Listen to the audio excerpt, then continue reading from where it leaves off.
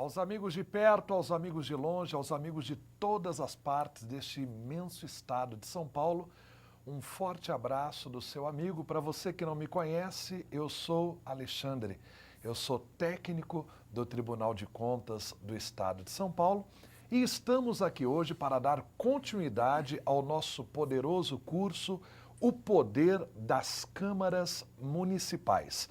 E nós estamos no primeiro módulo deste curso, que é o Planejamento e Transparência, e hoje é a terceira e última aula deste módulo. Este módulo que ficou a cargo do Tribunal de Contas do Estado, porque esse curso, na verdade, é uma parceria do Tribunal com a União dos Vereadores do Estado de São Paulo. E depois nós teremos o segundo módulo, que será o Processo Legislativo, que ficou exatamente a cargo da UVESP.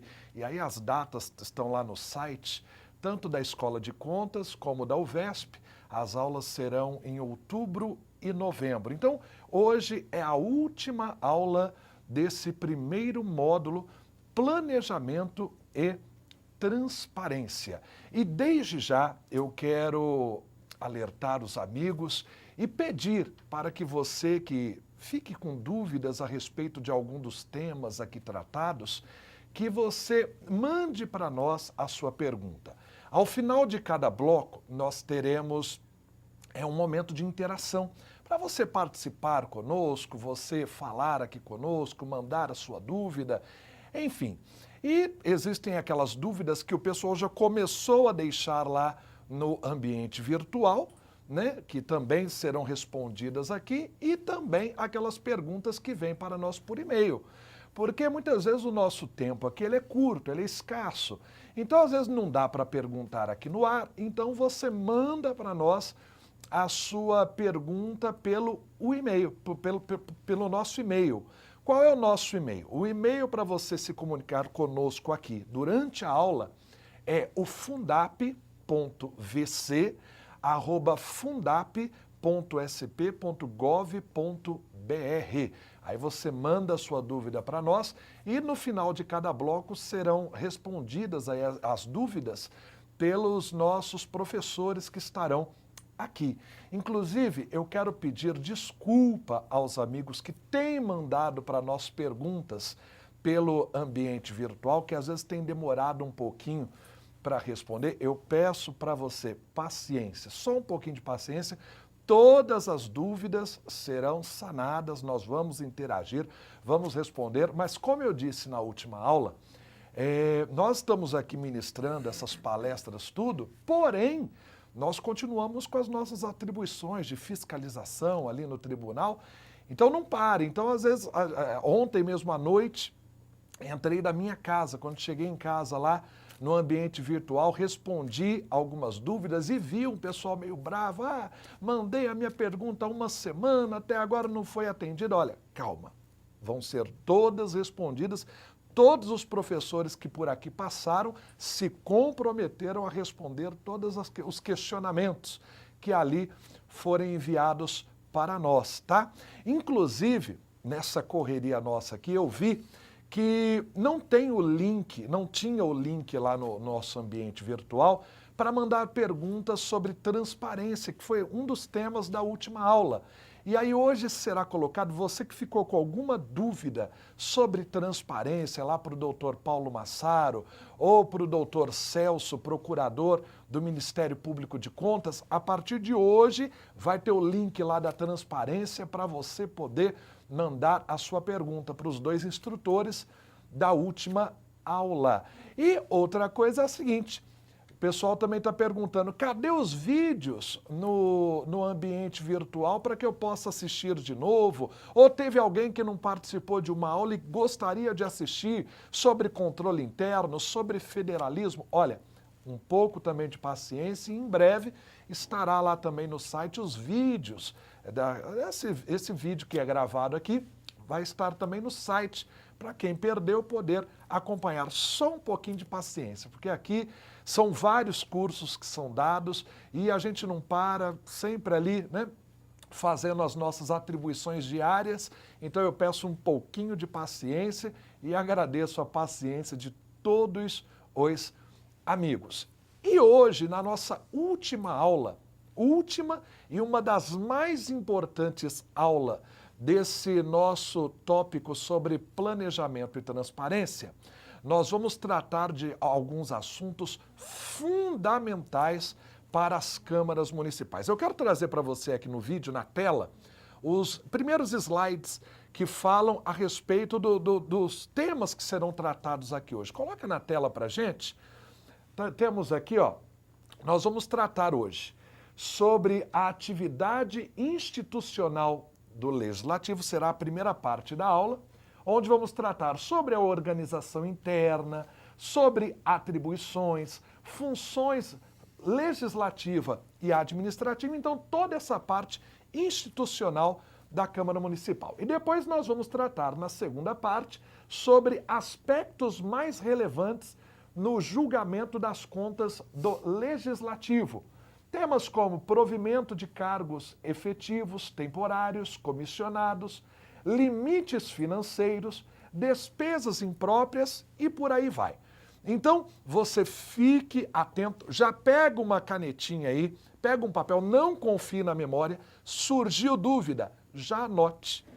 Anote, no final do bloco você vai mandar para a gente, ou você pode mandar para a gente também pelo e-mail fundap.vc e a sua dúvida será respondida aqui por nós. Viu que os temas de hoje estão bons. Eu sei que na sua cabeça aí já começaram a surgir uma porção de perguntas, porque são os temas que mais surgem dúvidas na cabeça dos jurisdicionados quando nós, fiscais, vamos a uma Câmara Municipal fiscalizar ali. Então, já fique atento aí, porque a aula de hoje está quente, está boa e vai ser bacana demais. E para trabalhar conosco aqui esses temas importantes para as câmaras municipais, eu tenho aqui o primeiro convidado. O primeiro convidado, na verdade, eu até falo para vocês que eu estou nervoso hoje, estou nervoso, estou ansioso, porque o primeiro convidado desse dia é o diretor técnico ali do Tribunal de Contas, doutor Sidney Sarmento. E eu estou nervoso por quê? Porque ele é o meu diretor. Agora você imagina, né? Eu estou aqui trabalhando com o meu diretor, então não posso dar gafe aqui. Hoje tem que sair tudo redondinho, tudo nos conformes, porque senão o bicho pega lá no tribunal. Então, é brincadeira, mas eu estou aqui com o doutor Sidney, um grande amigo meu, trabalhamos juntos ali no tribunal e é um prazer tê-lo aqui conosco nessa manhã. Doutor Sidney, um bom dia e eu gostaria que você falasse um pouco sobre as expectativas, primeiramente as expectativas sobre a aula de hoje. Então, a nossa experiência diz que as câmaras municipais, elas, na sua maior parte, não têm um corpo técnico disponível, né, para atuação na correção dos atos administrativos da Câmara. Então, isso é verdade, né? Nós não temos ainda, nós temos uma demanda aí muito grande, reprimida, de técnicos na área, então essa vai ser uma conversa muito interessante, porque alguns ajustes que nós precisamos realizar com relação a essa atividade da Câmara, né?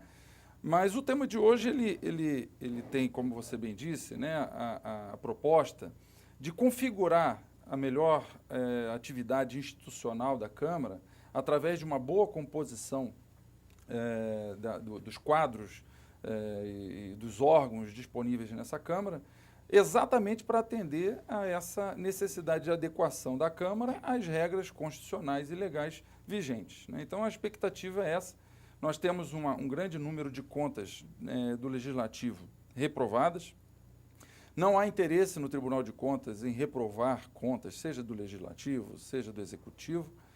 O interesse é realmente adequarmos a administração às normas vigentes, porque em adequando isso, nós não vamos precisar mais reprovar contas. Esse é o objetivo, o foco da nossa conversa de hoje, né?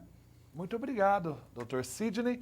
E o nosso segundo convidado aqui dessa manhã é um auditor de controle interno da Câmara Municipal do município de São Sebastião. É o doutor Sérgio Burghi, que também, com muita graça, aceitou o nosso convite para estar aqui nessa manhã. E eu gostaria, doutor Sérgio, prazer tê-lo aqui, um bom dia, que você falasse um pouco sobre a sua expectativa para a nossa aula nessa primeira parte dessa manhã. Inclusive, o doutor Sérgio ele vem na proposta de trazer a visão de você que está aí do outro lado, né? Porque trouxemos aqui muitos técnicos do tribunal, pessoal, procurador do Ministério Público de Contas, só que a gente quer saber o que pensa quem está aí do outro lado. Então, o doutor Sérgio vem exatamente nessa proposta, trazer a ideia, a opinião, a visão de quem trabalha, quem está ali nas rotinas diárias de uma Câmara Municipal. Então, doutor Sérgio, seja muito bem-vindo, um bom dia e as suas expectativas. Bom dia a todos, bom dia ao pessoal que está nos assistindo nessas diversas câmaras espalhadas pelo Brasil afora. A minha expectativa aqui é ser realmente um representante daquelas pessoas que estão nos assistindo. Eu estou aqui para questionar alguns pontos, fazer algumas perguntas, colocar as minhas ideias, a experiência que eu tenho dentro da área, principalmente na área da Câmara Municipal de São Sebastião, e aprender a sair daqui com alguma coisa a mais. Eu tenho a certeza que essa experiência vai enriquecer a todos nós, né? Inclusive quem está assistindo e nós que estamos aqui promovendo também um evento. Mais uma vez, obrigado pela sua presença e participação. E doutor Sidney, já vamos entrar aqui no tema sobre a atividade institucional e vamos começar falando sobre a composição da Câmara Municipal. Primeira coisa que eu gostaria de falar aqui nessa manhã é sobre a composição da Câmara Municipal. O que podemos falar sobre a composição da Câmara Municipal? Bem, antes de nós falarmos sobre composição da Câmara Municipal, eu acho que é importante a gente entender a atividade institucional como um todo, como que ela realmente opera e quais são as funções que são ligadas a essas atribuições, a essa atividade institucional. A Câmara Municipal, ela, acho que é do conhecimento geral, ela tem duas atividades fins e uma atividade meio. A atividade fim da Câmara, ou as atividades fim da Câmara, são fiscalização e produção de leis, que é a atividade legislativa. Nessa atividade não se há muita dúvida ou questionamentos com relação ao Tribunal de Contas, porque são atividades fins, estão ligadas diretamente aos trabalhos internos da Câmara, mas nós temos ainda a atividade administrativa, que está ligada à função administrativa da Câmara, que é para reger o funcionamento, a operação da Câmara, para que exatamente ela cumpra com as suas funções, as suas atividades fins. E nessa questão é muito bom a gente lembrar que com o advento da Constituição de 88, nós tivemos um aprimoramento na autonomia dos municípios. Os municípios se tornaram mais autônomos, eles produzem suas próprias leis, eles estabelecem a forma de organização, a sua composição, enfim. E a reboque dessa autonomia municipal veio o poder de auto-organização, que na verdade é um corolário dessa autonomia. E é exatamente com relação a esse poder de auto-organização que eu gostaria de pontuar antes de passar a palavra para o doutor Sérgio. O poder de auto-organização, ele se faz por um instrumento legal. Qual é esse instrumento legal que dá ao legislativo, no caso do que nós estamos falando agora, a sua composição, a sua organização, a sua estruturação? É a Lei Orgânica Municipal e o Regimento Interno. Então, vejam, a Constituição concedeu à Câmara Municipal o poder de auto-organização atrelado a essa autonomia municipal, que tem que ser exercido por um instrumento forte, válido, eficaz, sólido. E o que nós, no mais das vezes, observamos, viu, doutor Sérgio, nós vamos conversar sobre isso, é que muitos órgãos não têm uma legislação, um arcabouço jurídico bem montado, de forma que dê à Câmara Municipal uma estrutura, uma composição compatível com a sua demanda, compatível com as necessidades de atendimento às suas funções de legislativa e fiscalizadora. Então, bojo de conversa, é interessante a gente fixar aqui a necessidade de que as leis orgânicas municipais, os regimentos internos, estejam em conformidade com a legislação, com a Constituição Federal e tenham também uma boa estrutura de montagem para que atenda às demandas daquela Câmara. Nós sabemos que há pouco tempo atrás, né, em 2009, as câmaras municipais foram contempladas com a possibilidade de aumento do número de vereadores. Então, os senhores sabem, a composição da Câmara é feita por vereadores, né? Antes da emenda constitucional número 58, de 2009, nós tínhamos uma composição fixada pela Constituição Federal em 3 níveis, desmembrada em mais 36 níveis pela Receita, pelo Tribunal Superior Eleitoral. E esses outros 36 níveis fixavam o máximo e o mínimo de vereadores que poderiam ter uma Câmara. Agora, com o advento da emenda constitucional número 58, houve então um aumento, mas vocês têm conhecimento que houve então a possibilidade de um aumento no número de vereadores das câmaras municipais. Então, vocês vejam aí na tabela que a gente trouxe, que houve, que esses são os níveis. São 24 níveis, né, em que, de acordo com a faixa populacional do município, nós teremos uma quantidade X aí de vereadores. Observem que os municípios de 47, por exemplo, antes, né, um município com 47 mil habitantes, ele podia ter 9 vereadores, no máximo. Hoje, se vocês observarem na tabela, vocês vão observar que tem a possibilidade de nomear 13, melhor, de instituir 13 vereadores nessa Câmara. Houve um aumento, então, de 4 cadeiras a mais. Muito bem. É também do conhecimento de todos que essa emenda constitucional ela teve a sua vigência obrigatoriamente prorrogada para a legislatura de 2013 a 2016 por força de determinação do STF, né? Mas o que isso causou de frisson, o que isso causou de protesto? Aliás, em junho do ano passado, Alexandre, isso foi motivo, inclusive, de muito debate, muita conversa, muitas cadeiras arremessadas, muitos panfletos jogados pela janela, exatamente por causa do aumento de número de vereadores. Em alguns municípios, isso se tornou realmente um clamor público, né? O que, particularmente, eu posso, da minha experiência, né, do exercício de 2013, na fiscalização que nós estamos fazendo, é que nem sempre isso é uma realidade, né? Não necessariamente o aumento do número de cadeiras de vereadores provoca um aumento na despesa total daquela Câmara, né? Então, sobre isso, Sérgio, eu acho que a gente poderia conversar um pouco, porque a própria emenda constitucional, ao passo que ela traz um aumento no número de vereadores, ela também traz uma maior limitação no gasto total da Câmara. Então, por exemplo, uma Câmara que antes gastava no máximo 8% da receita tributária do município, hoje ela não pode ultrapassar 7%. Houve uma redução, então, um contingenciamento nesse limite, que nós vamos ver mais adiante. Então, nem sempre, né, Sérgio, o fato do aumento do número de cadeiras pode provocar essa... no caso lá de São Sebastião, nós fomos, como você falou, contemplados com a possibilidade de aumento, e até a gente cai naquela faixa, na quarta faixa de até 15 vereadores. E aí, por consulta popular, chegou-se ao consenso de que deveriam ser 12, entre o mínimo e o máximo, 12 vereadores. Aí já começa o primeiro item que vai de encontro ao que você está falando. Você tem que ter o bom senso. A Constituição coloca mínimo e máximo.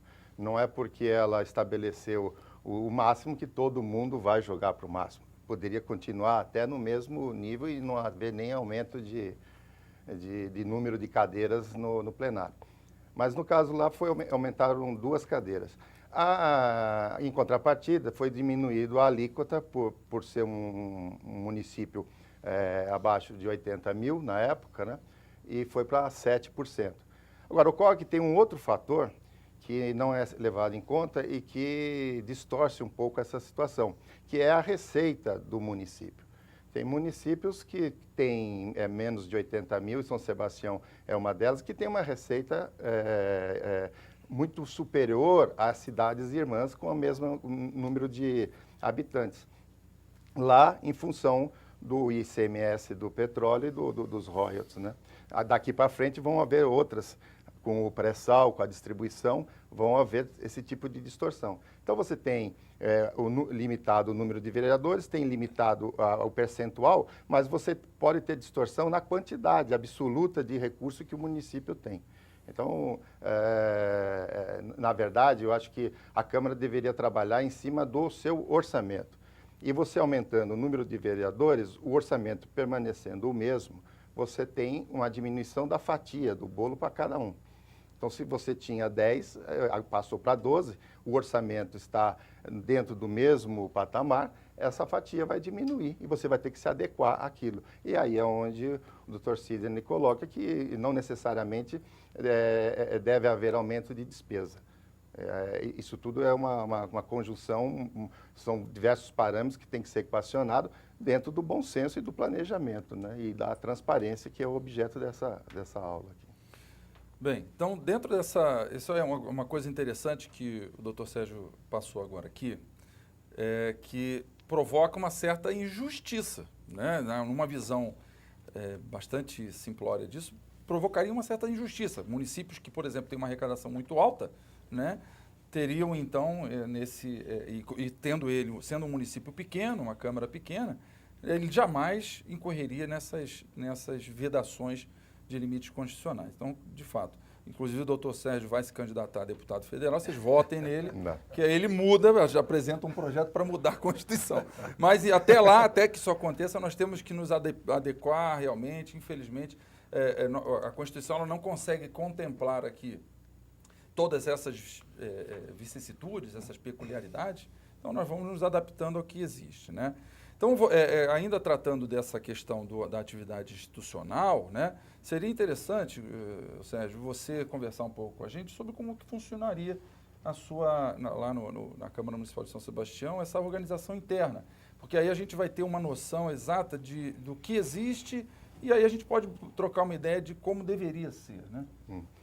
Bom, a Câmara, como todas, ela parte da mesa diretora, que é quem, em tese, o colegiado que deveria administrar a Câmara. Mas, na prática, na verdade, a gente vê a figura do presidente, que é quem realmente manda e determina a administração da Câmara. Abaixo da Câmara diretora, foram colocados em nível de assessoria, um pouco acima do primeiro escalão, a comunicação e o controle interno.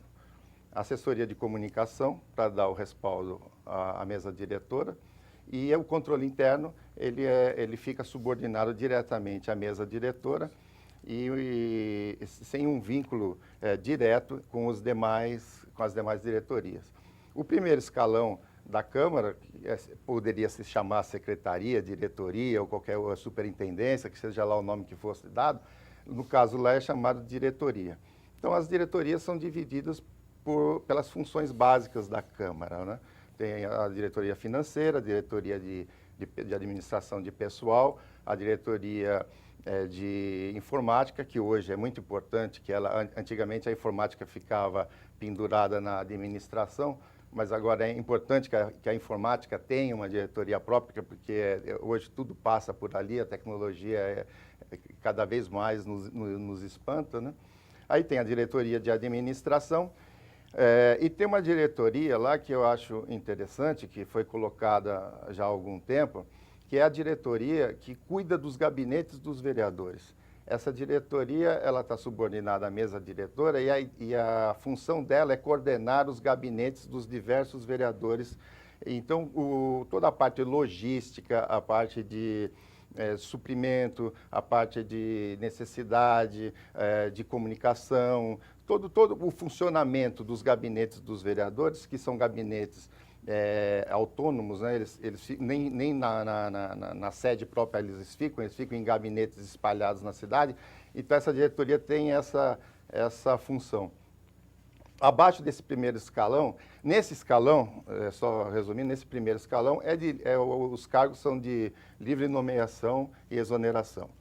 Aí ocorre que muitas vezes são pessoal comissionado que vem ocupar esses cargos e não necessariamente eles tenham que ter vindo de baixo ou tenham que ter um cabedal, uma formação em administração pública. São de confiança do presidente.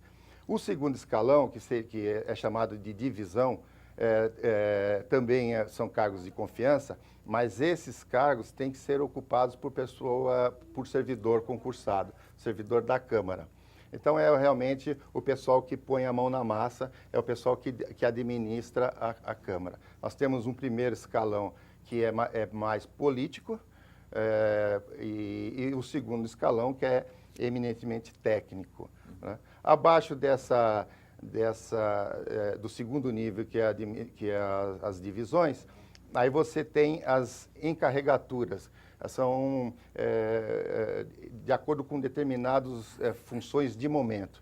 Então, precisa que faça uma comissão ou um estudo sobre o impacto ambiental para a passagem lá da estrada, não sei o quê. Então, você tem esses grupos de trabalho que se reúnem, ficam subordinados a alguma diretoria e trabalham autonomamente, né? Então, basicamente, a administração, a estrutura da Câmara é essa.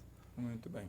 Bom, então, a gente percebe que a estrutura das câmaras, elas variam de acordo com as necessidades das câmaras, né? Então, mais uma vez, insisto, existe aí a prerrogativa do poder de auto-organização que tem que ser feito por um regime por um regimento interno adequado à sua realidade, né? E forte, né? Com relação ao que o Sérgio falou, a gente nota que existem aqui dois polos, né? Um político, como ele mesmo disse, e o outro técnico. Dentro desse esteio político, dentro desse cabedal de atividades políticas, nós temos aí a composição das mesas diretoras, né? Que é uma coisa interessante a gente salientar, que o artigo 57, parágrafo 4º da Constituição Federal, ele estabelece que o mandato das mesas diretoras das casas do Congresso Nacional serão de 2 anos, vedada a reeleição. Isso não é atingível às câmaras municipais, aos estados, porque não há uma reprodução obrigatória desse dispositivo. Então, é verdade que as câmaras podem formar as suas mesas diretoras como bem aprover, né? Muito bem. Mas nós observamos ainda que, com relação ao plenário, a formação do plenário, a estruturação da política desse órgão, basicamente, ela tem toda a sua base formada pelo trabalho dos técnicos, que são muitos dos senhores que estão conversando com a gente hoje aqui. Mas a parte mais interessante com relação ao plenário, eu até ia puxar mais uma vez pelo Sérgio aqui, é exatamente o julgamento das contas, uma das funções, né, que é a função de fiscalização, né, nós falamos isso há pouco tempo atrás, o Tribunal de Contas emite um parecer prévio sobre as contas do Executivo e o Legislativo julga aquelas contas. Então, é interessante nós observarmos que, no julgamento das contas, a Câmara ela tem a independência, a autonomia para ir a favor ou ir contra o parecer prévio do tribunal, né? Porque é ela que julga. E aí, nesse caso, é interessante a gente lembrar que o quórum é um quórum específico, um quórum qualificado, terá que ser de 2/3, né, de todos os membros, vejam bem, 2/3 dos membros e não dos presentes. Eu já tive a oportunidade de analisar contas de Câmara Municipal, onde foi julgado, ou foi derrubado um parecer do Tribunal de Contas com maioria não qualificada. Então, nesse caso, obviamente, esse ato é nulo, de pleno direito. Mas, seja como for, o instrumento correto é uma resolução, ela tem que passar pelo plenário, esse plenário tem que ser composto por 2/3, e o mais interessante é que essa resolução, essa decisão, Sérgio, não precisa ser fundamentada. E aí é que gera uma certa uma certa preocupação, porque numa derrubada de um parecer prévio do Tribunal de Contas, com uma decisão pouco fundamentada, ou até mesmo não fundamentada, isso pode ter sérias consequências, certo? Concordo. Mas antes da gente abordar esse assunto, eu gostaria de voltar ao assunto anterior, que era da atividade institucional das câmaras, e fazer um seguinte questionamento. Logo em seguida, a gente voltaria a falar sobre isso. Claro. Porque o tribunal tem um entendimento, e o entendimento dele é com base nas disposições constitucionais, que, muito embora a Câmara tenha autonomia para administrar sobre a sua estrutura interna, criando os cargos, criando a sua estrutura orgânica e tudo mais, ela não tem autonomia para fazer a fixação dos salários, fazer a fixação dos vencimentos. Então, você estabelece uma estrutura dessa, de primeiro escalão, segundo escalão, diretor, chefe e tudo mais, só que na hora de você fixar o salário, embora ele seja considerado dentro do seu orçamento, isso tem que ser feito mediante lei. E isso se pressupõe uma sanção do Executivo. E muitas câmaras, pelas que eu converso, inclusive São Sebastião, entende, até pela sua lei orgânica e pelo regimento interno, que no início, como você bem colocou, que são os dois instrumentos que regem isso, a fixação de salário tem sido feita ao longo do tempo e de muito tempo através de resolução. Porque a resolução, neste caso, ela obedece o mesmo rito do que uma lei. Ela tem o quórum qualificado, ela tem duas votações, o rito é igual. Só que a partir de um determinado momento para cá, o tribunal está batendo na tecla que, embora a estrutura da Câmara possa ser feita pela própria Câmara mediante resolução, a fixação desses vencimentos tem que ser feita mediante de lei. Então, eu gostaria que você fizesse algum comentário sobre isso e desse algum esclarecimento sobre esse assunto, para logo em seguida a gente passar, então, depois para o item da aprovação de contas do município. Perfeitamente, Sérgio. Nós vamos conversar mais à frente, quando conversarmos sobre o limite do subsídio dos vereadores, nós vamos conversar um pouco sobre a questão da fixação, né? Realmente, a fixação deve ser feita por fixação da remuneração dos servidores, deve mesmo ser feita por meio de lei, né? Essa lei ela tem que ser passada pela Câmara e ela tem que ser submetida ao veto ou sanção do prefeito. É porque isso é por força constitucional, né? A Constituição prevê que a fixação a criação de cargos e salários e a remuneração dos servidores tem que ser feita por lei. Então, infelizmente, o tribunal acaba ficando limitado ao que a lei prevê que tem que ser. Eu concordo com você, toda essa dificuldade que você acabou de expor é uma verdade, né? Nós temos essa ciência, mas, infelizmente, nós somos obrigados a cumprir o que está no mandamento constitucional e a fiscalizar conforme o que está previsto na norma, né? Mas eu me comprometo aí, até numa futura oportunidade, quando os colegas vierem interagir, se voltarmos ao questionamento, da gente bater um papo melhor sobre esse assunto. Mas vou insistir, então, à questão anterior, né? Que se refere exatamente ao julgamento das contas do Executivo, né? Onde a gente tem essa situação aí em que muitas decisões não são fundamentadas, né? Existe uma consequência. Eu acho que você mesmo já presenciou, pelo papo que a gente já teve, você já presenciou essa situação. É estranho isso, porque uma mesma conta onde o Executivo ele tem as contas rejeitadas pelo mesmo motivo que o Legislativo, o Executivo ele é submetido à aprovação, à avaliação pelo plenário, uma avaliação política, e o Legislativo não, ele já vai direto, as contas já são julgadas direto pelo tribunal.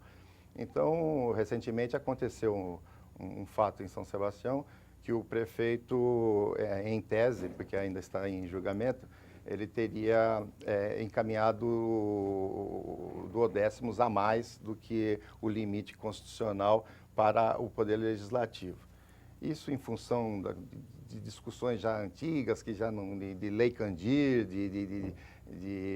se a dívida ativa entra ou não entra, e uma série de outros itens dentro da receita corrente líquida do município, para depois fazer o cálculo do que a Câmara poderia ser o orçamento da Câmara. E o tribunal, então, apontou, né, incluiu o Executivo como infrator da regra constitucional de ter enviado o repasse ser maior do que o previsto, do que o limite previsto. E condenou a Câmara por ter recebido. Agora, aí o que acontece? As contas do prefeito vão para a Câmara, e a Câmara, por 2/3, derruba o parecer prévio do tribunal e aprova as contas do prefeito. E as contas do legislativo, não. Ela tem que acionar o judiciário para poder, eventualmente, dirimir uma certa dúvida ou um questionamento maior. Então, esse julgamento político ainda das câmaras, no meu modo de ver, já está ultrapassado, já não deveria mais ser assim. Eu acho que deveria se ser submetido a uma aprovação, deveria dar o direito de resposta, o parecer prévio do tribunal ficar 30, 60 dias à disposição da população, como fica no caso desse, você ter a discussão plena e tudo mais, mas, no final das contas, o órgão que julga ele deveria dar o final. E aí depois vai para o judiciário, onde se houver inconformismo de uma das partes, o judiciário que acaba decidindo. Agora, decidir as contas do Executivo politicamente, pelo Legislativo, e o Legislativo pelo Tribunal de Contas, dá uma margem de possibilidades, assim, de composições políticas que, ao meu ver, hoje já tem que ser revista, tem que ser analisada de uma forma melhor. Vejam que o Sérgio tem umas ideias muito interessantes e revolucionárias, né? Então, assim, é interessante mesmo esse aparte, né, com relação à forma de julgamento. Eu, por mim, concordo. Eu acho que o Executivo tinha que ser julgado pelo Tribunal também. Mas, de uma forma ou de outra, o que é mais interessante notar é que, num caso de derrubada do parecer prévio do Tribunal de Contas, é interessante vocês orientarem, né, a mesa diretora, de que fundamente essa decisão, evitando no futuro um questionamento no judiciário sobre essa decisão. A derrubada de um parecer do Tribunal de Contas é sério, é muito sério, principalmente às vistas do judiciário, né? O Tribunal de Contas é um órgão técnico e, como técnico que é conhecedor da matéria legislativa que rege aquele órgão, ele fez um estudo prévio e deu direito de defesa, contraditório e todo, e ao final deu um parecer desfavorável. Então é interessante que quando a Câmara faça a derrubada do parecer, que o faça de forma fundamentada, com estudo prévio, com direito ao contraditório, ampla defesa, enfim, isso é muito importante. Até porque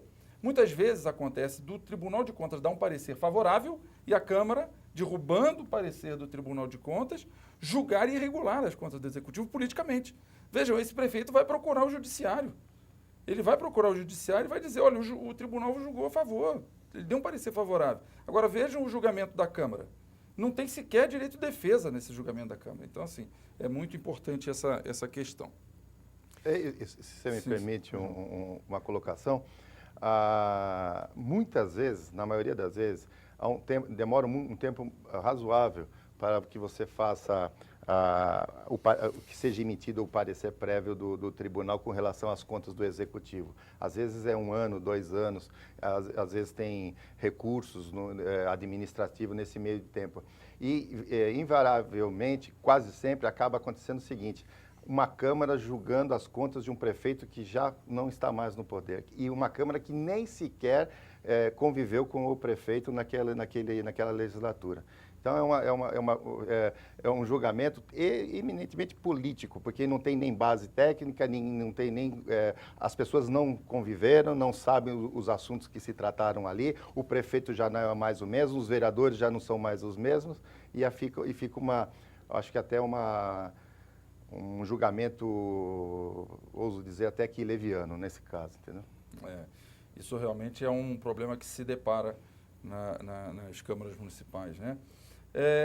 Mas a questão aqui, voltando então à atividade institucional, nós lembramos que os órgãos, as câmaras municipais são dotadas de diretorias. Em alguns casos diretorias, outros casos secretarias, acho que você falou até um outro nome. Divisão, enfim. E agora o que eu gostaria de conversar é com quem está lá na diretoria de RH. Você tem uma diretoria de RH lá, né? Quem que é o responsável? É a Thaís. Então, Thaís, presta atenção, porque essa conversa agora vai ser diretamente com você. A gente vai falar sobre alguns aspectos relevantes voltados à gestão administrativa, maiormente com relação ao que se refere a cargos efetivos, contratação por tempo determinado e comissionados. Esse assunto, ele é um assunto bastante relevante, porque hoje nós temos um grande número de contas do Legislativo reprovadas pelo Tribunal, exatamente por desatendimento a essas regras, as regras estabelecidas quanto à exceção ao concurso público, né? Então, assim, uma questão interessante é que a forma de se ingressar na administração, no serviço público, é por meio de concurso, né? Essa é a forma, para ocupar um cargo efetivo. Mas nós sabemos que existem as exceções. Então, o artigo 37, inciso 2 da Constituição, que prevê o ingresso por meio de concurso público, né, ele, de sua parte, também concede a possibilidade de uma exceção, que ela está prevista no inciso 9 do artigo 37, que é a contratação por tempo determinado. O que seria a contratação por tempo determinado? É aquela situação emergencial, uma situação em que há uma necessidade de cobertura de uma demanda imprescindível, urgente, inesperada, em que há necessidade de contratação temporária, né? Mas o tribunal ele já se posicionou com relação à contratação por tempo determinado, que há uma necessidade de cobertura de 4 requisitos principais. O primeiro deles é uma lei autorizadora. Uma lei do município que autorize a contratação por tempo determinado, estabeleça em que condições essa contratação será realizada, né? O período em que ela será realizada, enfim, essa lei precisa autorizar. A outra é temporariedade. Agora vejam só, eu colocar aqui o item temporariedade é até uma redundância, porque é contratação por tempo determinado. Temporariedade é óbvio que vai ter, mas olhem, é o que dá mais problema, porque nós temos aqui a visão do tribunal é de que uma contratação por tempo determinado, que se prorrogue por mais de 2 anos, então você tem uma contratação, né? Durante um ano ele exerceu aquela função, no outro ano ele volta a exercer a função, no terceiro ano ele volta a exercer a função, no quarto ano ele volta a exercer a mesma função, toda por tempo determinado. Agora vejam, concorda que cobriu todo o período de mandato? 4 anos. Isso não era por tempo determinado, era para ser submetido a concurso público e ocupar um cargo efetivo. O quadro de pessoal tem que ser reformulado para adequar essa questão, né? Então, a temporariedade é muito, muito importante nesse raciocínio. Nós já tivemos diante de situações incríveis, onde um contratado por tempo determinado permaneceu por lá, na administração, por mais de 10 anos. Vejam, com contrato por tempo determinado. Isso não é tempo determinado. Bom, excepcional interesse público, né, que é o próximo requisito. O que seria excepcional interesse público? Eu acho que o nome já traz uma ideia, né? Aquela função extremamente necessária para o fluxo da administração, para a realização da administração, ou para atender uma demanda premente da comunidade.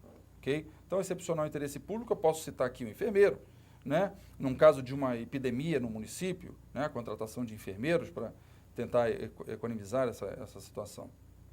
E a quarta é o processo seletivo, que também dá outra confusão.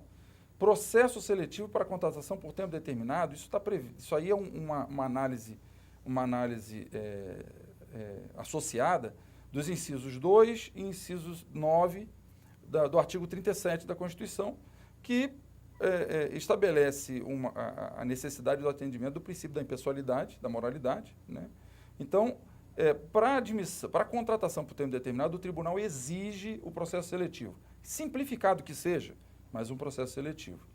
Ele só abre mão desse processo seletivo em casos de comprovada emergência e urgência.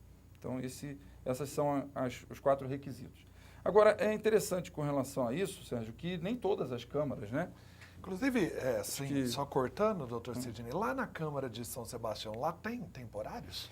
Não tem temporários e, na minha maneira de entender, uma Câmara Municipal, eu não consigo, por mais que eu tente, pode ser que algum colega diga uma situação em que há excepcional interesse público, haja temporariedade, processo seletivo para atender uma Câmara Municipal.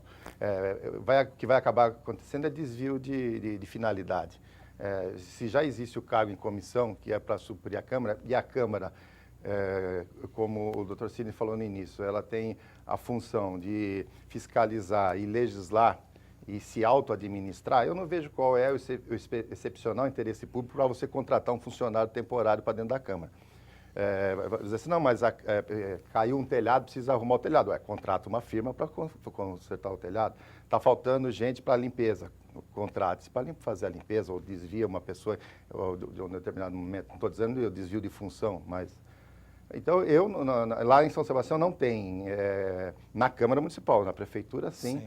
E que normalmente as prefeituras elas utilizam desse tempo determinado para contratar professores, né?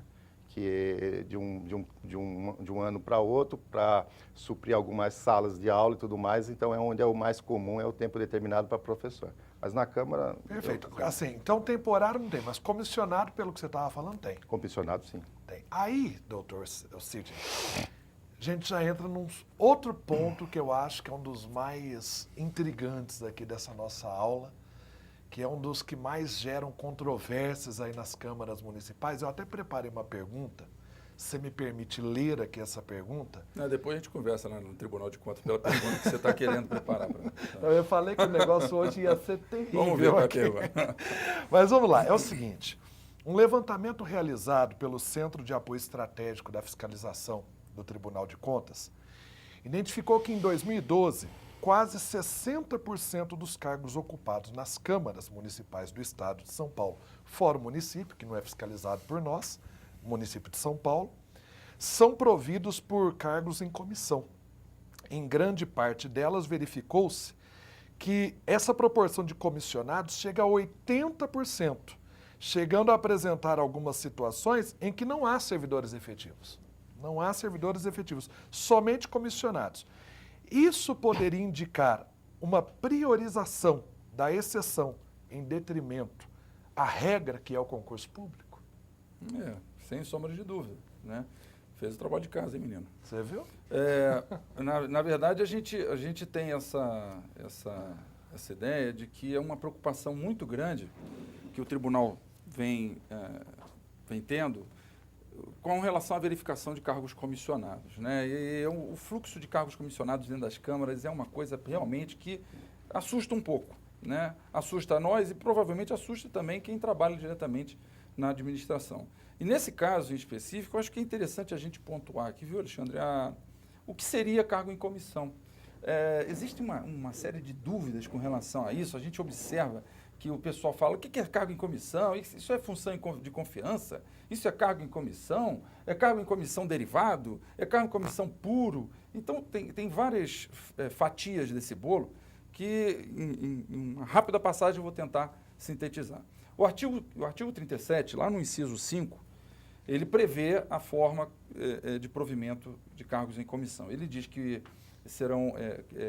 haverá a possibilidade, né, de contratação, de nomeação de funções em confiança, desde que aquele servidor seja um servidor efetivo, né, proveniente do serviço público efetivo, componha o quadro permanente, então ele pode exercer uma função de confiança.